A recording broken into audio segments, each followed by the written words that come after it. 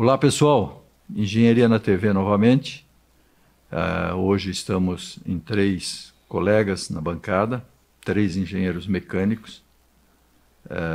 Vamos contar aqui uma história muito interessante. No nosso modelo Além da Profissão, com o colega Denis Sonsini e, junto conosco, o Alfredo. Alfredo, dê suas boas-vindas e vamos passar para o Denis se apresentar. Tudo bom? Sejam bem-vindos a mais um programa Engenharia na TV. Nosso convidado, Denis José Sonsini, engenheiro mecânico. Muito obrigado, pessoal. Seja bem-vindo. Agradeço realmente o convite, é um prazer a gente estar aqui conversando um pouquinho, dizendo um pouquinho o que a gente fez nesses 40 anos aí de profissão já, né? Eu nasci em São Paulo, vim para Joinville bem em 76, com 13 anos, então me considero mais catarinense do que paulista, realmente, né? E tive a felicidade de vir para Joinville. Joinville é uma cidade fantástica, né? E consegui sair de São Paulo, aquela loucura, né?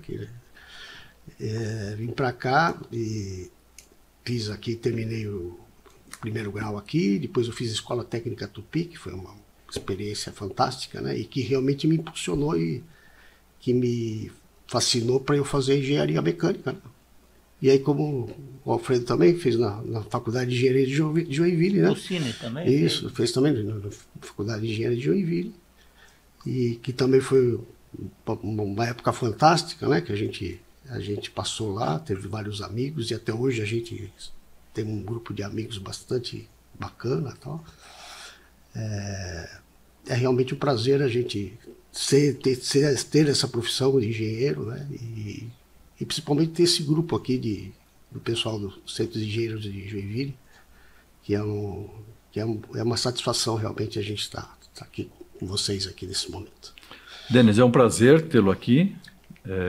Eu lembro do Denis lá de Priscas Eras, quando eu ainda era jogador de futebol, e o Denis já brincava, eu acho que como aluno, inclusive. A gente entrou como aluno, como formando, né? Tinha um time de formandos, né? E então, desde então, a gente já se conhece, mas, Denis, eu realmente não tenho assim grandes detalhes da sua vida pessoal, mas eu me surpreendi que você veio para Joinville aos 13 anos. Todos nós viemos.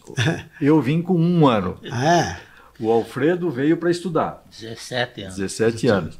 E você veio com 13 anos. Com 13 anos. Então, quer dizer, a sua família veio como a minha e trouxe você. Toda a minha família veio, né? Meu pai era engenheiro mecânico, ele faleceu em 2003.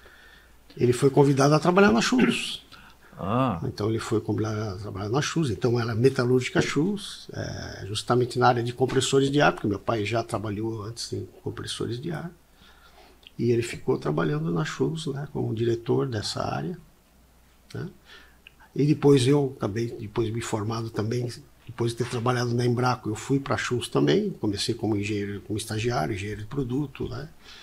E aí fui crescendo dentro da companhia, e hoje então eu estou na posição que era do meu pai em 1976, e depois ele se aposentou em 93, né? Então agora eu estou nessa posição, na mesma posição, por incrível que pareça, né? Então a gente está... Por pouco então eu não conheci o seu pai, porque eu fui estagiário da Schultz no início da década de 70, eu me formei em 74. Então eu devo ter sido estagiário da Schultz em 72, 73. Certo. Foi quando a Schultz começou a fabricar compressores. Exatamente. Ela pegou o acervo da Irmãos Batista. Isso, exatamente. Aquele compressor odontológico que eles tinham, aquela linha odontológica que tinha um segmento de mercado muito promissor. Sim. E começou no ramo de compressor. E aí ela foi expandindo, Exato. Hoje é a principal fabricante de compressores da América Latina. Sem dúvida. Ela teve um progresso maravilhoso, aliás, que fica o nosso registro e agradecimento à Schultz. Ela foi uma das nossas apoiadoras nas festividades dos 70 anos. Certo. E foi muito importante, porque nós tivemos poucos apoiadores, todos muito importantes no nosso projeto, e a Schultz realmente tem uma posição marcante conosco, sempre com muitos profissionais, sempre contratando muitos profissionais. Fomos muito bem recebidos lá quando fomos convidá-los para participar do projeto, e nos impressionou muito o porte da empresa, a forma como ela está estruturada. Cresceu verticalmente, foi uma coisa impressionante. Eu fui estagiário deles na Rua Paraíba. Então, eu comecei, na realidade, até uma passagem interessante. Eu tinha 13 anos e eu não trabalhava, né, logicamente. Mas o que acontecia ali na Rua Paraíba sempre dava enchentes, né? Dava as inundações. Né? E o que acontecia? O meu pai, eu morava uma quadra, 2 quadras ali, morava no morro ali ao lado da rodoviária. E a gente tinha que ir lá correr para ajudar, né? Então, que os reservatórios, né? Eles saíam boiando, né? Então a gente tinha que nadar atrás do reservatório, pegar o reservatório, encher ele de água para ele cair. Então eu comecei antes de trabalhar na Xuxa, já estava lá ajudando. Já estava botando então, a mão na massa, literalmente. Realmente são assim coisas que a gente tem na nossa profissão, né, na nossa vida, que se a gente for ver hoje, tem gente que nunca vai imaginar algo assim, né? Mas o começo para qualquer um, né? E mesmo para as empresas que hoje têm sucesso, elas são difíceis, né? São coisas... e isso é o que dá a beleza, né? Dessas empresas que a gente tem aqui na região, né? É um negócio fantástico, né? E baseado, na maioria, em produtos, em coisas que exigem engenheiros, né? Que isso ajuda bastante a nossa E a história joinvilense, ela é bem característica por uma engenharia que, nos primórdios da empresa, ela praticamente foi criada dentro da própria empresa. Exatamente. E isso diferencia muito dos outros processos industriais já de grandes centros, que a empresa meio que já vem com um projeto, já vem com know-how, já vem com uma relação de transferência de tecnologia. E aqui isso até acontece depois que a empresa já existe num estágio relativamente bem organizado. É verdade, né? Mas o que é bacana aqui nessa região é o espírito de inovador que existe nessa empresa. Além de empreendedor, né? Inovador, né? Que várias das empresas, mesmo as empresas que depois foram adquiridas por multinacionais, o grande valor delas sempre foi nessa parte de inovação, empreendedorismo, e principalmente do profissional que ela criou aqui dentro, né? Assim temos o exemplo da Tupi, da Tigre, da própria Schultz, a Consul, que era também fantástico. A Embraco já veio pronta, né? Como você disse, já foi já veio mais pronta, mas sempre foi um celeiro de tecnologia, né? Mas é uma extensão da própria Consul, né? Exatamente. Ou seja, quando a Consul sentiu que ela tinha no seu principal fornecedor o seu principal concorrente, ela disse, não, peraí que alguma coisa está errada nesse negócio. Aí foi buscar uma forma de ter uma alternativa ao seu fornecedor. Exatamente. E se a gente estender um pouco mais para a região, então, temos a WEG, que é um negócio fantástico. É uma multinacional, de prestígio, né? Uma empresa fantástica também, né? Então, eu acho que aqui, essa região de Joinville aqui, ela é privilegiada dentro do Brasil, realmente. Por tudo isso que a gente comentou. E o bacana é que nós estamos inseridos nela e nós, como engenheiros, estamos participando dessa história. Sim, né? participando e fazendo acontecer. Exatamente. Isso aqui o caso da WEG tem uma outra característica interessante, Denis, não sei se você sabe, porque eu sou mais ou menos daquela época que eles começaram a WEG, quando surgiu, existia em Jaraguá uma empresa grande de motores que chamava Colba. Sim, eu conheci bem a Colba. Pois só que a Colba fazia os motores dela com arame de alumínio, cabo de alumínio. Exatamente. E a WEG, quando começou, já começou com cabo de cobre. Aí quando questionados foram, né, eu lembro que a gente fazia visitas nas empresas e tudo mais, aí a WEG tinha por conceito o seguinte, não, realmente o alumínio hoje é até mais barato, só que lá na frente ele vai ficar mais caro porque ele consome mais energia.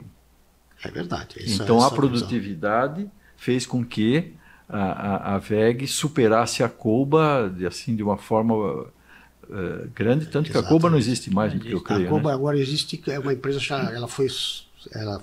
mudou de nome várias vezes, mudou de Colba para Cassel e hoje é Nova o nome da empresa. Chama-se Nova. Mas continua fazendo motores? Continua fazendo motores. Ela não está mais em Joinville, ela ficou uma época na Parque Perini e agora ela está, se não me engano, em Schroeder, que é onde eles têm a fábrica de fazer o fio, eles estão lá. Ok. Mas é uma empresa que ficou muito menor, né? No passado, quando as duas estavam juntas, a Combo primeiro era maior do que a WEG, depois a WEG passou, assim, foi... Mas interessante foi justamente isso, quando você fala de inovação, além do empreendedorismo, o empreendedorismo inovador, Sim. Tá aí, começaram com um produto mais caro na época, só que com uma visão de que lá na frente ele se tornaria um produto mais competitivo. Realmente, como eu disse para você, a WEG é algo assim... sui generis, é um negócio assim que... E não sei se você sabe, mas os filhos, alguns deles com certeza, porque eu os conheci, dos sócios fundadores, estudaram na Escola Técnica Tupi. Me lembro, o Décio seguramente estudou lá. O Décio estudou, o Werningaus estudou. O também. Então, são características. Por falar em escola técnica, Denis, você fez o curso técnico ou já começou no ginásio? Eu fui a primeira turma que foi só meio período, que não era um período integral, né? Eu entrei já no primeiro, como se fosse o segundo grau, né? Que seria o curso técnico, né? E era meio período. Que ano que foi isso? Foi em 78, entrei em 78. Mas a escola era fantástica. Eu estava lá. Então... Você dava aula lá? Eu estava lá como professor. Então, deu aula eu era não tive aula com ele, mas... eu fui assessor da direção. Na época nós tínhamos um companheiro que tinha sido meu professor, que era o Hans Windt, lá da família Windt de São Bento. E o Hans Windt estava... Ele está em São Bento. Ele estava voltando para São Bento para tocar a empresa, porque o pai dele estava começando a ficar em idade, então ele ia dividir a gestão da empresa com o irmão. E eu já tinha concluído a minha fase de créditos no mestrado em Florianópolis e estava voltando para Joinville, ia fazer a minha tese, minha dissertação de mestrado aqui em Joinville e estava procurando emprego. Fui visitar o professor Silvio, fui visitar a escola técnica, como sempre fazia quando voltava, e já recebi um convite de emprego para ficar ficar no lugar do Hans, porque o Hans justamente tinha aberto a vaga. Eu sabia que o Hans tinha trabalhado na escola. O Hans, ele deu aula para mim. Ele fez faculdade na Alemanha, né? Tudo, sim, ele formou engenheiro na Alemanha. Ele dava aula para mim quando eu estava no ginásio. Aí ele foi para a Alemanha na missão técnica com o Jacó e com o Nelson. Foi o Hans, o Jacó e o Nelson. Foram para a Alemanha fazer o curso deles, o Hans em mecânica, o Nelson em mecânica e o Jacó em metalurgia. E depois ele voltou, já um tempo depois, eu já tinha saído da escola, mas mantive uma excelente amizade, contatos com ele, e ficou lá o tempo que ele precisava ficar, em função do acordo que ele tinha tido e tudo mais, aí foi para São Bento. E justamente coincidiu. Então, quando você estava lá estudando, eu estava lá dando aula, dei aula lá até 80 ou 81. Eu saí de lá em 80, final de 80, em 81 entrei na Faculdade de Engenharia de Joinville. Eu não me formei técnico, fui até o terceiro ano, porque eu queria ser engenheiro. Eu também, fiz até o terceiro ano, não fiz o estágio. Quer dizer, você se formou técnico, você só precisaria Não, na realidade, na época era quatro, como era... Quando, na tua época você estudava o dia todo. No nosso caso, sim, como a gente estudava meio período, né, mas tinha algumas aulas à tarde, então eram 4 anos o técnico. Então você em 3 anos você se formava como auxiliar técnico. Em 4 anos você se formava como técnico. Logicamente você tinha que fazer o estágio depois, né? Então isso. Então, no nosso ano você estudava 3 anos e aí fazia 6 meses de estágio no mínimo, que era trabalhar direto na empresa. E esses 3 meses eu acabei não fazendo porque passei já no vestibular. E aí eu entendi. Mas eu sou formado em ginásio, técnico, FEG, operacional e depois FEG, complementação. Então eu fiz de engenharia plena no início. Nós temos assim trilhamos os mesmos caminhos, convivemos com os mesmos professores. E na Escola Técnica Tupi, realmente aquilo era bacana, porque o professor, ele tinha orgulho de ser professor na época, não é verdade? Sim. E o professor Silvio, para mim, foi o melhor professor que eu tive. Foi um pai para todos nós. Era fantástico, né? E era impossível você faltar a aula dele, né? Porque ele tinha uma técnica interessante, né? Não sei se você se lembra disso. Ele falava assim, eu não faço chamada. Se você não quiser vir na aula, não tem problema. Não tem problema nenhum. Só que é o seguinte, Eu explico hoje, na segunda-feira, o que eu explicar na segunda-feira, na quarta-feira de manhã, eu tenho uma prova de 5 minutos sobre o que eu ensinei na segunda-feira. Então você não podia faltar. Era um negócio assim fantástico. E ele era extremamente disciplinado. Isso, exatamente. E era interessante que, pô, todo mundo estudava e tal. E uma vez ele chegou e falou assim, chegou na quarta-feira, ele fez a prova, tal, ele passou assim, eu falei assim, pessoal, para. Eu reconheço que eu não fiz um bom trabalho. Está todo mundo indo para o caminho errado, não é isso? Parem, essa prova não vale. Vamos começar a ter aula de novo daquilo que eu deveria ter ensinado direito para vocês. Cara, eu nunca vi um professor isso, né? A gente depois entrou na faculdade de engenharia, era o oposto, né? Tinha professor que tinha vontade de sacanear o aluno, na verdade. Então, realmente, por isso que ele é uma pessoa assim que não tinha igual, é uma pessoa realmente de coração assim que nunca vi, né? Realmente é fantástico. Lembrando a escola técnica, ainda, eu tenho grandes recordações de tudo na escola técnica, e eu gostava muito de esporte. Meu pai foi atleta profissional, né? E nós tínhamos lá um professor de educação física, o professor Lopes, que eu adorava. Quer dizer, a gente fazia. Mas, quando eu lembro da escola técnica, dos ambientes e atividades que eu assim fazia com mais prazer, era entrar na biblioteca. Você lembra que biblioteca gostosa que nós tínhamos? Com a dona Carmen cuidando ali da frente, sugerindo livros. Ela sugeria livros. Essa outra passagem interessante com o professor Silvio foi a seguinte. Eu cheguei, assim, a gente estudava de manhã e depois tinha educação física às 2 da tarde. E então que a gente comia ali na cantina tal, e ficava ali no corredor, né? Tal. Aí um dia ele passou assim, escuta, você está fazendo o quê? Você não está faltando, tem aula, alguma coisa? Não, eu estou esperando que eu tenho aula só às 2 horas. Ele falou, então, meu amigo, vem cá. Vem cá, me segue. Então, eu falei assim, ó, tá vendo aqui, ó? Levou a gente na biblioteca. Olha lá. Aqui é a biblioteca. Na vez de você ficar lá sem fazer nada, vem aqui, pega um livro, ó, vou te dar um livro legal para você ler aqui, passou um livro para nós, ó, fica lendo aqui, na vez de ficar lá sem fazer nada, aproveita o tempo para ler. Isso é ambiente. Isso justamente é formação de ambiente, formação de cultura, que coisa bacana. E você, Alfredo, você não tem, o teu segundo grau foi... Infelizmente não tive esse prazer de estudar na Escola Técnica Tupi. Eu vim de Mafra, segundo grau em Mafra, 76 me formei, 77 já entrei direto na faculdade. Então a gente tinha uma comparação, tinha muitos colegas iniciando que fizeram a escola técnica, né? Então a diferença era grande, principalmente nessa parte prática, né? Quando a gente começou, tinha aula de oficina, de solda, de torno, desenho, né? A diferença. Isso a gente veio boiando, realmente não tinha esse conhecimento do que Inclusive, muitas vezes eu falei, olha, hoje um técnico saído da Escola Técnica Tupi sabia mais do que um engenheiro, né? Mais do que alguns professores. Né? Mais do que alguns professores. Na verdade, na época, isso é um negócio interessante que você falou. O professor Silvio, eu consegui aprender com ele até derivada, até começar a integral. E não tinha nenhuma escola aqui em Joinville que chegava a fazer isso. E quando a gente chegou na universidade, isso era no famoso cálculo 1, que era o terror de todo mundo. Né? Então era um negócio assim... É difícil a gente... E hoje, se a gente for ver a grade curricular da maioria das coisas, é muito inferior do que era no passado da gente, né? Então é estranho isso, né? E particularmente, eu não sei como é que a guriada se sente hoje, mas para nós o ambiente escolar era prazeroso, né?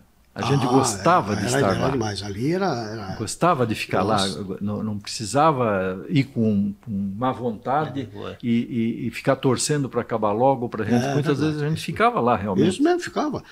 Por exemplo, era comum todo dia, ou cada 3 vezes por semana, no final da tarde, os professores iam jogar bola e os alunos que estavam ali iam jogar bola com eles, né? E a gente ficava lá para a gente jogar bola com os professores lá, para ficar brincando. Era um negócio assim, era realmente um ambiente muito bom, agradável. realmente agradável. Que bom recapitular Tá vendo que bacana? essas experiências. Poxa, que legal. E a gente, época, nossa, você entrou em 82. 81, 81, eu me formei em 82. Né? Então a gente via o prazer porque a maioria dos professores, quando você entra no terceiro ano da faculdade, você entra naquela de conhecimento, sim, de aplicação. Sim. Né? E os professores eram tudo que conviviam na indústria. Na época, sim, eles saíam das empresas e iam dar aula. Então eles traziam conhecimento. Hoje isso não existe. Né? Hoje dificilmente se encontra um professor que tem uma atividade, eles justamente estão doutorado, mestrado, doutorado, mas vivência em empresa é muito difícil.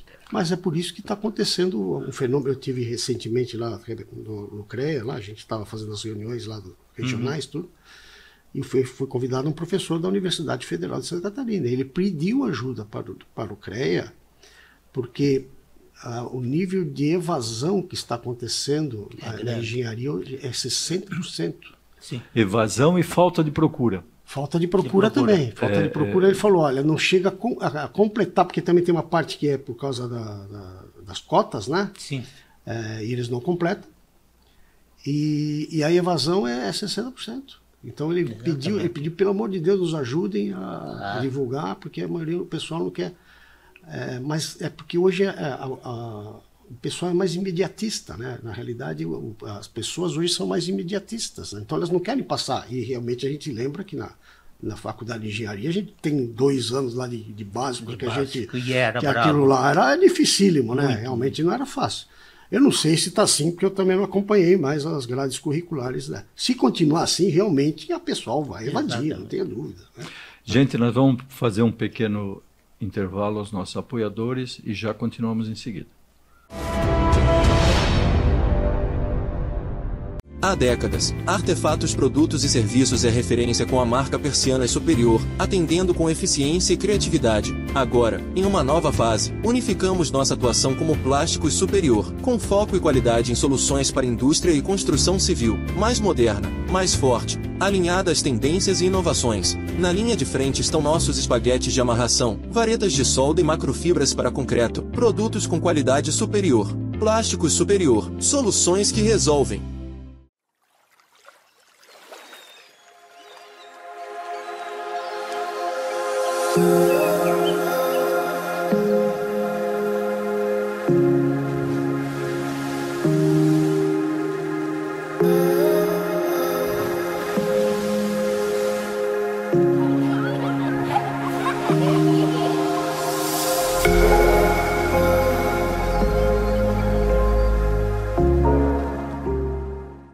Cliniar Climatização. Com 25 anos de atuação em locação de sistemas de climatização em edificações e tendas para shows, casamentos, feiras, formaturas e festas em geral, a Cliniar é a solução ideal para os seus eventos. Utilizamos condicionadores de ar de todos os modelos e ventiladores, e também atuamos com aquecedores. Estamos em Joinville, no bairro Bom Retiro. Cliniar Climatização.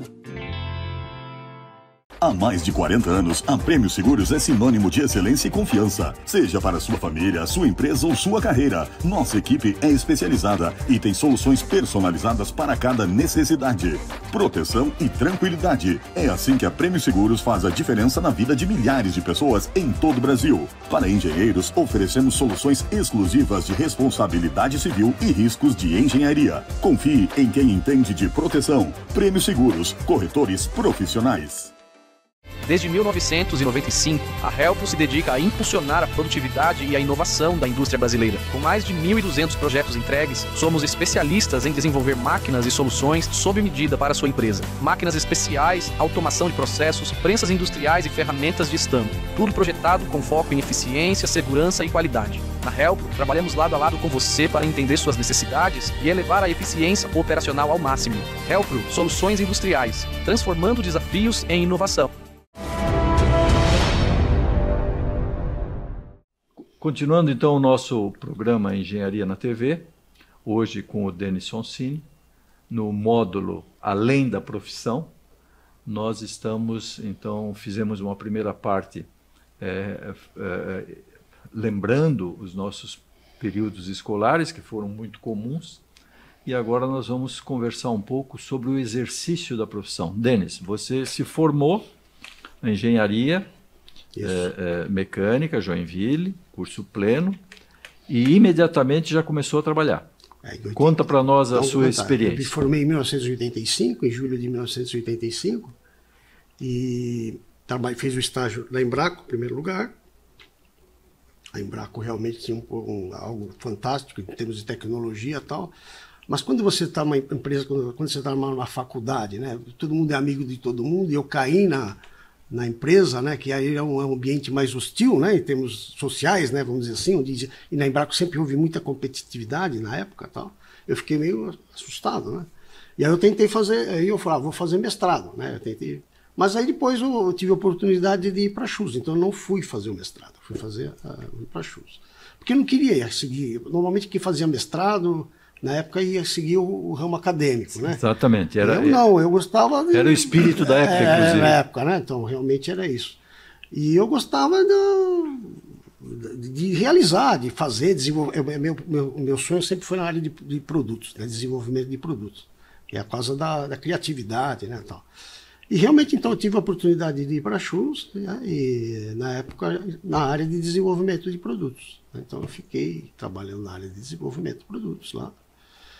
E como engenheiro de produtos, depois eu fui promovido a gerente da engenharia de produtos até 1993. Aí um concorrente da Chus, que chamava-se, na época era Wetzel, que era a antiga do A, que fazia compressores também, ela se juntou com uma empresa do Rio de Janeiro, chamada Wayne, e fizeram uma empresa aqui que chamava-se Tecnomecânica Wetzel. Era ali perto da estação de trem ali, né? Uhum. E aí nós fomos para lá. Eu fui para lá. E ficamos 2 anos lá e fizemos um crescimento grande e tudo. Aí a Chus foi lá e comprou essa empresa.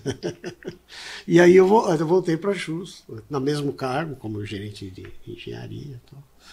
E aí dentro da empresa eu fui crescendo, né? Aí eu fiz pós-graduação em marketing, pós-graduação em administração de empresas, pós-graduação na área de finanças corporativas. Isso fez com que eu crescesse dentro da organização, né? Depois eu passei a ser gerente de marketing e assistência técnica, depois gerente industrial, totalmente a parte toda industrial. Depois fui para superintendente industrial e hoje eu sou diretor de operações lá da área da divisão de compressores, da Chus Compressores, né? Isso eu já exerço desde 2007. Então, essa posição desde então. A sua experiência na área de desenvolvimento de produto foi sempre na área de compressores? Basicamente, a Chus não faz só compressores, fazia bastante outros equipamentos, fazia furadeira, fazia equipamentos hidráulicos. Morsa, eu lembro da Morsa. As Morsas continuam hoje, porque a Morsa foi o primeiro produto que salvou a vida. Os eixos de serra. Isso, ainda continua. É lógico que esses produtos cada vez têm um nível tecnológico menor, mas eles continuam sendo utilizáveis, né? Sim, eles são... O eixo de serra cada vez menos, porque o eixo de serra normalmente é usado na aplicação lá, quando você está na floresta, né? Que você improvisa uma serra circular, tal, não sei o quê. Mas ainda tem, principalmente na América Latina, é um produto muito usado. É só na América Latina, não existe outro lugar que se usa esse produto. São produtos geradores de caixa, né? Porque exatamente. Realmente... Você praticamente produz rápido, vende rápido e cobra rápido. Você tem uma ideia, no mês passado, o torno de bancada que a gente chama de morsa, né? Em São Paulo chama morsa, aqui na região chama-se torno de bancada. Foram vendidos 17 mil tornos de bancada. Então, poxa vida, isso é um negócio assim, foi até um recorde nosso lá. Tal. Falei, puxa vida, onde é que vai tanto torno de bancada? Mas qualquer oficina, e até em casa, se você você usa, né? Exatamente, né? Então é um negócio assim fantástico, né? E o bacana de novo da Chus é que ela sempre procurou. Quando eu entrei, na época eram contemporâneos, eu e o engenheiro Marco Granal, nós dois entramos juntos lá. Ele entrou 6 meses antes de mim na Chus. E nós tínhamos 5 engenheiros só na empresa. Hoje nós temos mais de 350 engenheiros lá. Então foi... É pioneiro, a coisa é meio pioneira. Quando eu fui estagiário tinha um só. Então... Depois o seu pai veio, né? Exatamente. Mas tinha um só. E foi meu orientador de estágio na época. Mas você vê, já era uma empresa de um certo porte. Tinha a Duá, que era maior, tinha a Wetzel, que era maior. Mas a Schultz já estava trilhando um bom caminho. Exatamente. E a grande vantagem dessa empresa é que ela nunca deu passo maior que a perna. Ela sempre foi fruto do trabalho, né? E isso é a filosofia de todos os sócios, né? E sempre foram pé no chão. E outra coisa, eles sabiam também que uma empresa, mesmo uma empresa familiar, ela precisa de pessoas que conheçam cada posição, né? Então, ela sempre procurou executivos, né?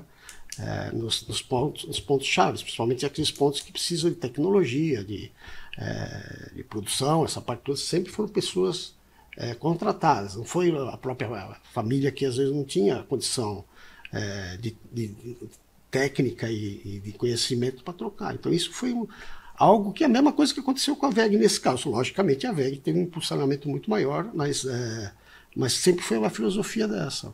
Agora, Denis, você que trabalhou na área de desenvolvimento de produto, tem alguma característica assim que destaque o sucesso da Wetzel num ramo... Da Schultz. Da Schultz, desculpe. Num ramo assim bem tão competitivo quanto compressores, porque você vê, o compressor... É um equipamento também que tem qualquer oficina, tem até em casa. Hoje, inclusive, você deve sofrer concorrência de produtos chineses de tudo quanto é tipo. Né? Tem alguma coisa que tenha destacado a Schultz em fazer desse produto o sucesso que ela é? E eu lembro que, se não me engano, a Schultz foi uma das primeiras a lançar o famoso compressor ar direto, aquele que você não tem reservatório. Exatamente. Você já produz usado para pintura e para encher pneu de carro. O compressor que existe até hoje, o compressor chama-se Jetmaster. Jetmaster. É um compressor de diafragma. Foi o meu primeiro trabalho como engenheiro, inclusive. Eu tenho dois. Eu tenho dois desse trabalho como engenheiro. Na realidade, o produto era para ser lançado e o pessoal estava fazendo o teste. Eu falei, mas vocês estão fazendo o teste errado. Vocês têm que botar pressão no produto. Eles não estavam colocando a pressão. E aí começou a quebrar o eixo do motor, né? E eu falei, então... Aí recalculei tudo lá, né? Na época a gente calculava as coisas, né? Na mão ainda. Na mão. E aí foi o primeiro trabalho que eu fiz. E foi um sucesso, né? Não, até hoje. Hoje ele existe até hoje. É um produto assim que vende bastante. Eu tenho dois. Da geração atual, que já tem peças de plástico, né? E um da geração antiga, que era todo fundido. Fundido. Só que esse não funciona mais. Eu desmontei e guardei. Eu falei, isso é história. Mas se você quiser, dá para consertar ele.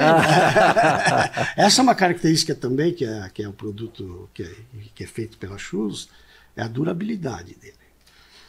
Isso é interessante saber, porque todo mundo tem medo do produto chinês, né? E realmente o produto chinês ele tem um preço assim muito acessível, muito, né? Mas a durabilidade normalmente não é a mesma. Não é a mesma. Ele até um bom produto, funciona bem, mas a durabilidade não é a mesma. E outra coisa quebrou o produto, você não encontra peça de reposição, né? E o compressor diferente. Se você compra uma camisa da China, você estragou a camisa, você não vai consertar a camisa, você vai comprar outra e vai embora. Mas um equipamento não é assim. Ainda mais se for um equipamento até para ter hobby, tudo bem, você não vai ser, mas uma empresa, por exemplo, esse é o grande desafio, né, de trazer produtos importados. É por causa da assistência técnica, do suporte, né, da empresa, né? E isso a Schultz sempre foi muito feliz, né? E a gente sempre implantou essa filosofia de que o cliente está em primeiro lugar. O cliente realmente está em primeiro lugar lá para nós. Tanto que se você, até hoje o pessoal até fala, eu tenho um produto pronto lá, quebrou um produto no campo, o cara não consegue a peça, eu falo assim, desmonta aquele produto que está pronto para atender o cara que está no campo. Né? Ah, mas vai atrasar o faturamento, não importa. A prioridade é o cara que comprou o produto, que já a prioridade é essa. Né? Então a gente teve sempre essa... Então o sucesso, e isso está muito focado em cima do diretor principal, que é o presidente, que é o senhor Ovandi. vocês conhecem bem, que já até fez uma entrevista para a gente aqui, que ele sempre foi um cara da área comercial. Ele é um presidente que ele até fala, eu sou um presidente vendedor. Ele fala, e realmente a venda dele está no carro.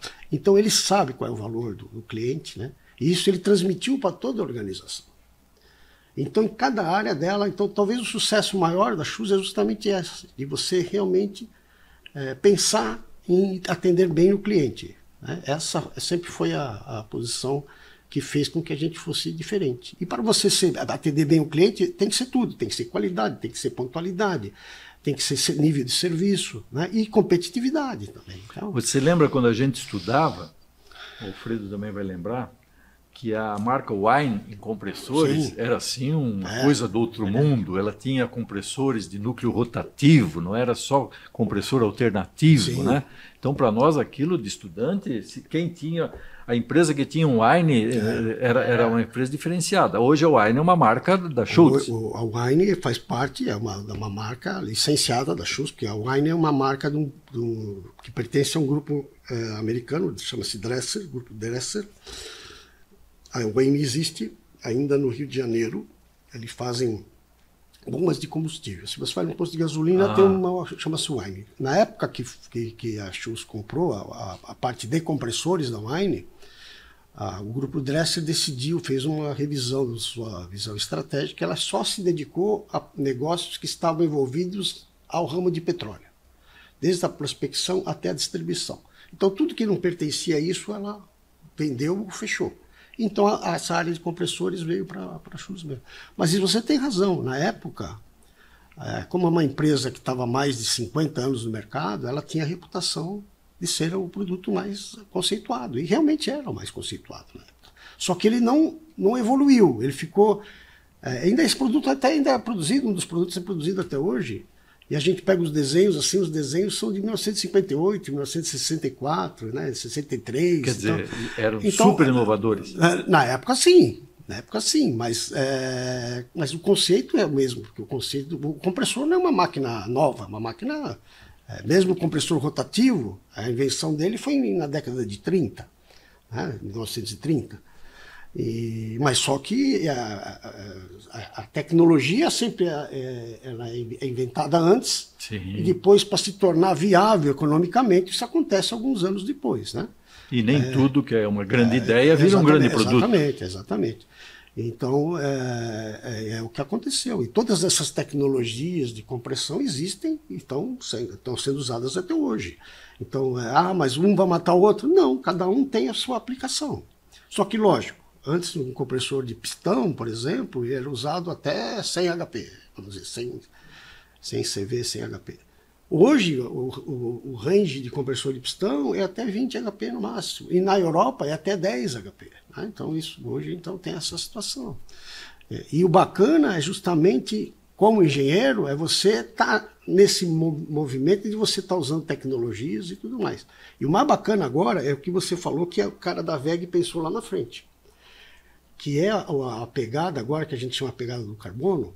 Como é que você diminui a pegada de carbono, por exemplo, no compressor de ar? Você diminui melhorando a eficiência do produto. Ou seja, você usa menos energia para produzir a mesma quantidade de ar. Né? E com isso você emite menos carbono. Menos carbono para atingir o objetivo. Então, o cara da VEG era visionário, realmente era visionário. Por isso que aí como é que você faz isso? Tem várias maneiras de fazer.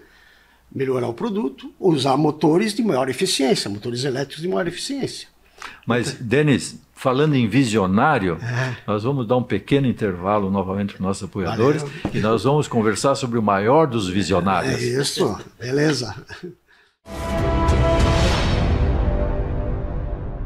Há décadas, Artefatos Produtos e Serviços é referência com a marca Persianas Superior, atendendo com eficiência e criatividade. Agora, em uma nova fase, unificamos nossa atuação como Plásticos Superior, com foco e qualidade em soluções para indústria e construção civil, mais moderna, mais forte, alinhada às tendências e inovações. Na linha de frente estão nossos espaguetes de amarração, varetas de solda e macrofibras para concreto, produtos com qualidade superior. Plásticos Superior, soluções que resolvem.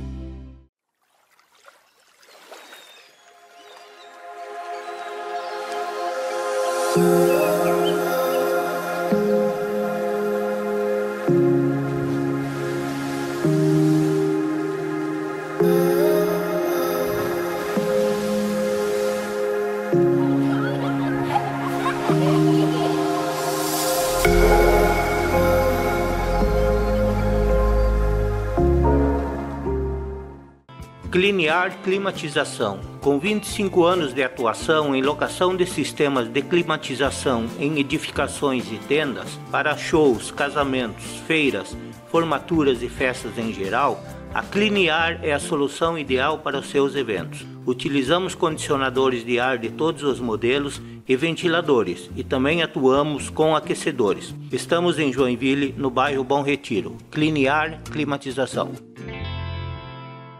Há mais de 40 anos, a Prêmio Seguros é sinônimo de excelência e confiança. Seja para sua família, sua empresa ou sua carreira, nossa equipe é especializada e tem soluções personalizadas para cada necessidade.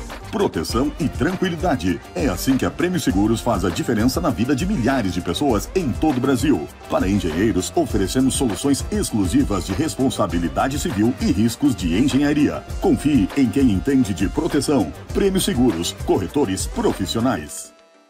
Desde 1995, a Helpo se dedica a impulsionar a produtividade e a inovação da indústria brasileira. Com mais de 1.200 projetos entregues, somos especialistas em desenvolver máquinas e soluções sob medida para a sua empresa. Máquinas especiais, automação de processos, prensas industriais e ferramentas de estampo. Tudo projetado com foco em eficiência, segurança e qualidade. Na Helpo, trabalhamos lado a lado com você para entender suas necessidades e elevar a eficiência operacional ao máximo. Helpo, soluções industriais, transformando desafios em inovação. Continuando então o nosso programa, nós terminamos o bloco anterior falando de pessoas visionárias. E o Denis hoje está aqui para conversar conosco no módulo Além da Profissão, de alguém que ele transformou simples admiração em um hobby. E a todos nós até orgulho e nos admiramos. Eu também sou um admirador, já li vários livros, consumi várias histórias sobre a vida do Leonardo da Vinci. Só que o Denis foi além disso. O Denis, ele reproduziu maquetes de criações de Leonardo da Vinci. Denis, conta para nós essa aventura de ser um Leonardo da Vinci séculos depois da sua própria existência.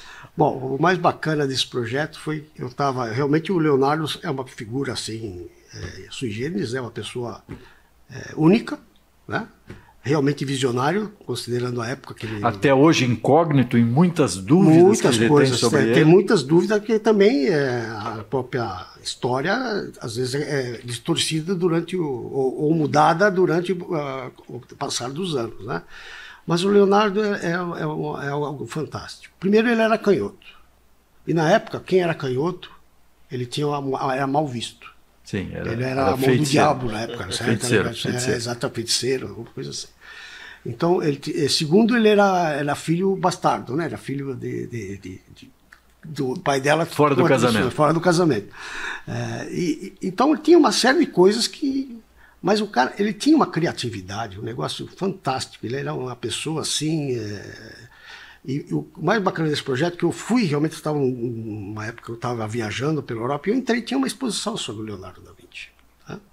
Mas como o Leonardo da Vinci pintou poucos quadros, são 12 só no total que são conhecidos, 12 ou 13 que são conhecidos só, a exposição era sobre o quê? Sobre as invenções que ele tinha feito, as criações que ele imaginou fazer, porque na realidade ele não fez nada, né? Ele só desenhou elas, não chegaram a construir, né? Mas tinham várias maquetes, mas maquetes grandes, até isso era comum agora ter bastante, que reproduzem e tal, maquetes em escala normal, escala grande. E eu vi num lugarzinho assim, uma pequenininha, eu falei, puxa vida, eu sou modelista desde os 12 anos, desde os 12 anos que eu faço modelismo. Eu falei, cara, esse negócio aqui é bonito demais, né? Eu vou fazer uma coleção só de maquetes sobre os desenhos de Leonardo. E o mais bacana é que isso foi em 2003, começou em 2003. Comecei, na época não tinha internet, né? Não tinha a internet, ou se tinha, para nós não era tão acessível. Então eu comecei a comprar livros, procurar livros, onde é que tinha os livros e tal. Comprei e achei um livro assim, que era As Máquinas de Leonardo. E aí comecei a ver os desenhos. E aí pesquisava. Aí veio a internet e comecei a pesquisar os desenhos. E a maioria dos desenhos do Leonardo, elas estão no chamado Código Atlântico, que é uma coleção de desenhos que ele fez, porque ele desenhava em qualquer pedaço de papel, ele desenhava um negócio, ele tinha ideia, ele desenhava.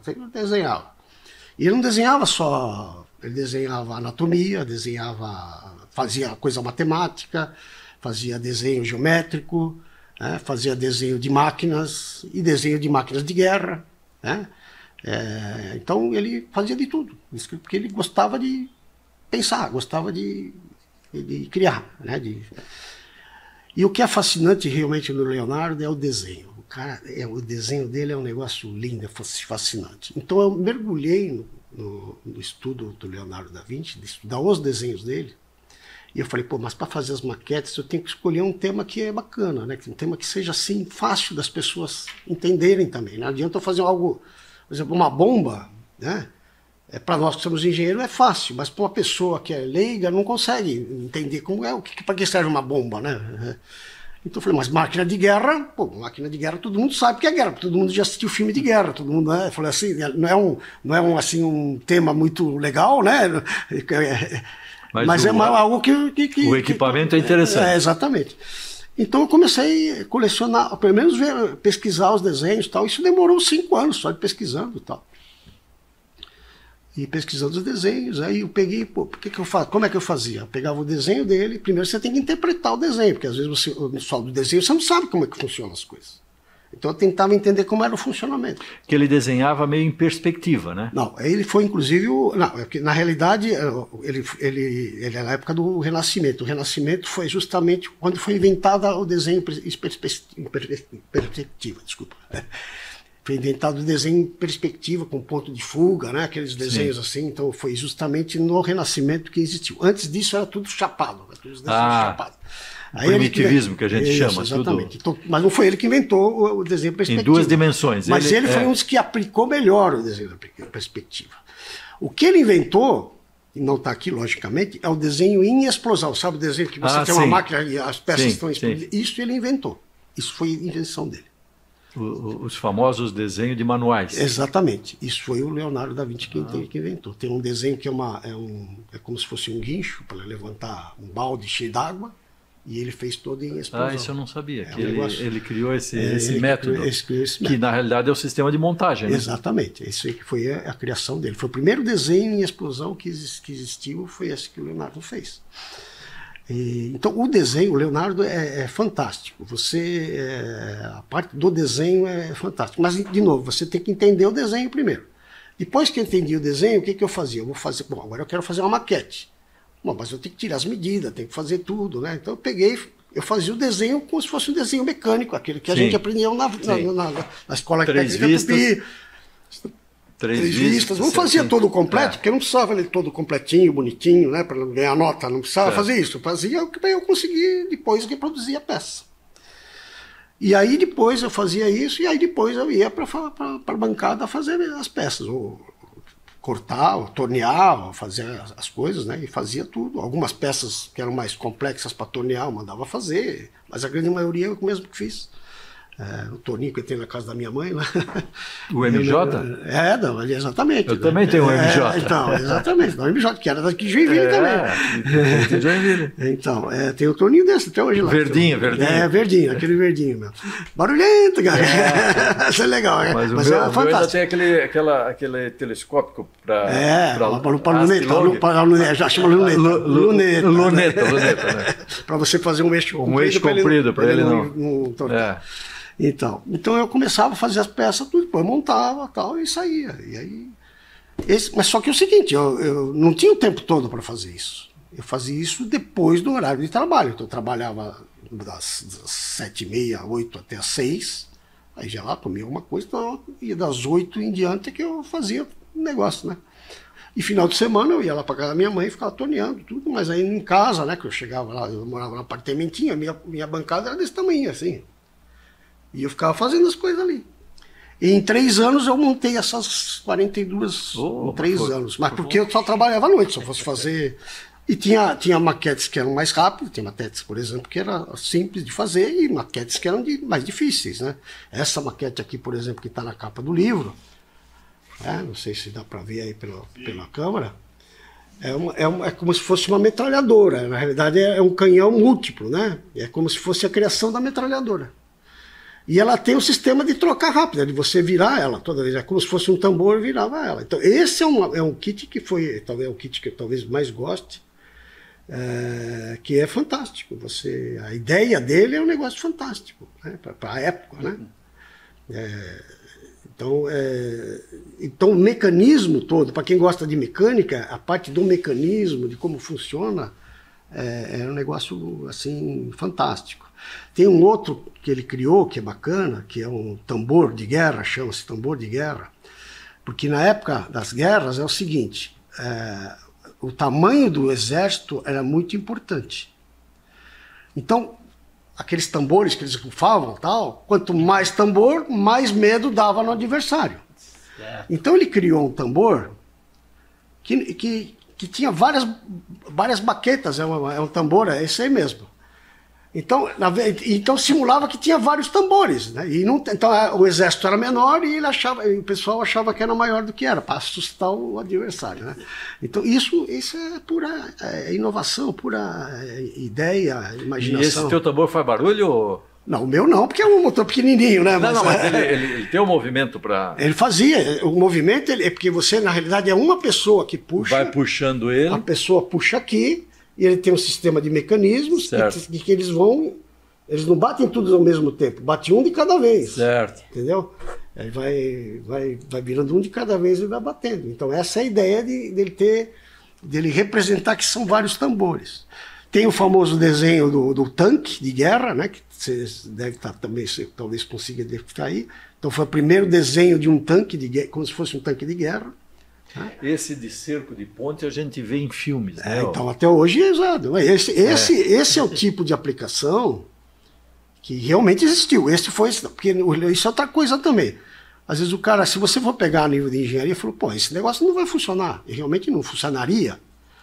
Mas, pô, então o Leonardo não sabia as coisas. Não, cara, isso aqui é isso que às vezes a pessoa não entende. Quando você está num processo de criatividade, você lança as coisas no papel. Sim. E nem sempre tudo aquilo se transforma em algo exequível, né?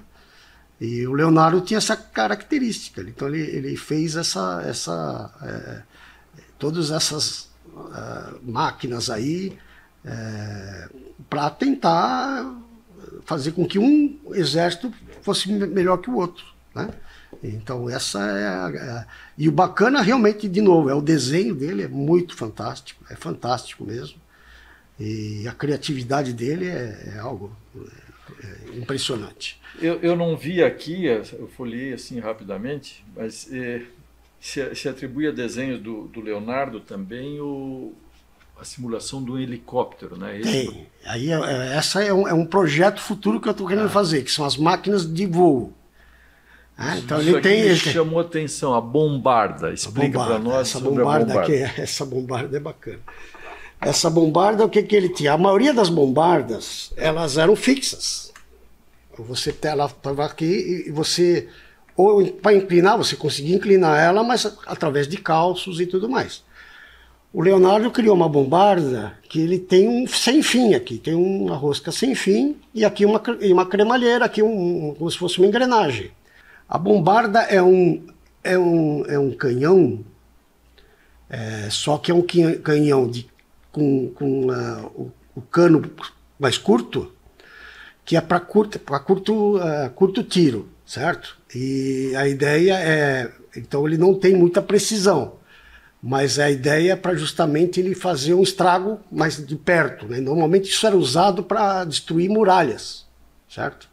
Só que, de novo, como qualquer canhão, você tem que ter a altura certa e a Sim, tem que ter o ângulo, certa, senão não vai. Senão você erra o alvo, né? Então essa é a invenção que o Leonardo fez. E essa bala de couro era assim mesmo? A ideia dele, nesse caso, era a ideia daquela bomba de estilhaço. Ah, sim. Então, normalmente as bombas eram pedras mesmo, que só com impacto faziam estrago. No caso dele, o desenho, que aqui é muito feliz, é um desenho lindo também, ele está pequeno aqui, talvez não dê para ver, mas a ideia é que essa bomba, quando chegasse no lugar, ela se espalhasse e gerasse e aí o que? Começasse a fazer Aqui, ó, pessoal. Começasse o quê? Atingir as pessoas que estavam ali, né? Então, infelizmente, é algo destrutivo, né? Então, e existe até hoje isso. É uma peça bonita, né? É uma peça, assim, fantástica. Denis, o que esse aqui é o tanque, o famoso tanque de guerra. Tanque de guerra. Então, como é que o Alfredo comentou conosco durante o programa que nós tínhamos aventado fazer uma exposição do Denis lá no CAJ. Como é que a gente pode dar um passo nessa direção? Não tem problema, é só querer. A única coisa que a gente tem que ter é um local, normalmente são 44 réplicas, talvez a gente não precise, depende se não tiver área suficiente. Normalmente elas são cobertas dentro de cúpulas de acrílico e tem que ter só a gente cuidando para não haver avarias, né? Só isso, né? Então isso é possível. Que área que precisa para uma Olha, dessa? depende, de novo, dá para você botar menos. Então, qualquer área que fazer, a gente vai conseguir botar alguma coisa para fazer. Eu fiz a exposição com as 44. Fizemos aqui no Centro de Cultura Italiana, em 2021. Em 2023, nós fizemos lá em Florianópolis, no Museu da Escola. Depois aqui no Juarez Machado. E depois lá na Vila Francione. Sempre em áreas assim que estavam assim, talvez 200 metros quadrados, alguma coisa assim. O mais apertado foi no Círculo Italiano.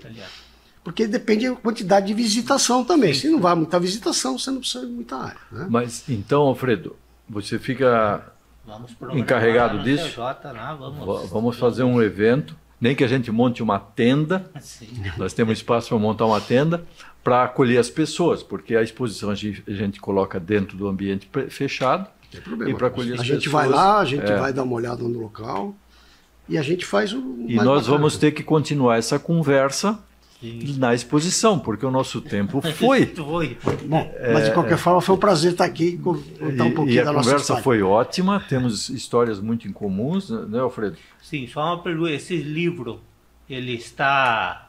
Na realidade, como a gente fez, na realidade eu fiz o livro para registrar o que a gente fez e para, se as pessoas quiserem, durante a exposição, eles compravam, era um livro, é um valor só simbólico, né? Porque senão todo mundo leva e joga fora, né? Então não dá o valor. Normalmente eles acompanham a própria visitação e era vendido por R$30. E você tem quantidade de edições suficientes? Tem tá. Beleza. Ótimo. Esses aqui são para vocês, de coração. Pô, mas é um prazer. Vai enriquecer a minha coleção Da Vinci, que eu tenho vários livros sobre Leonardo da Vinci. Agradeço muito essa conversa, Denis, foi um prazer enorme. Agradeço a presença também do Alfredo, que é sempre importante estar conosco, aos nossos apoiadores, à TVBE e aos nossos assistentes que nos prestigiam e mandam bastante recados para nós. Muito obrigado. Esperamos que tenham apreciado como nós estamos apreciando esse encontro de hoje. Até a próxima. Até a próxima. Obrigado, pessoal. Obrigado, pessoal. Obrigado pelo convite.